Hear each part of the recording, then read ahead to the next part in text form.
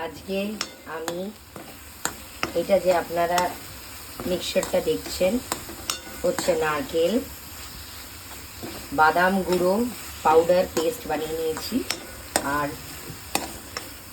Butter, আর এটাতে মেলা আছে সুজি, কিছুটা এসেন্স আছে। একটা মিষ্টি তৈরি করে নেব।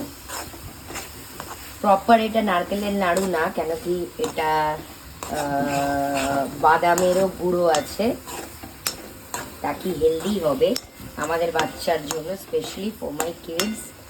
মিষ্টিও হবে প্লাস নারকেল নাড়ু প্রপারলি এটা বলবো না, নারকেল আর বাদামের নাড়ু সব কিছুই আমি পেস্ট করে নিয়েছি পাউডারে করে, তারপরে গুড় দিয়ে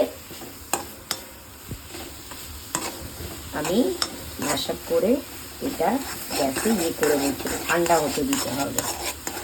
তো আজকে সুইটে এটা হচ্ছে। আমার ছেলে খুব মিষ্টি ভালোবাসে, মেয়েও গুড় দিয়ে এটা খাবে, ওর বাবাও ভালোবাসে, তো আজকে এটা স্পেশাল। এই নারকেলটা বিমল দিয়েছে।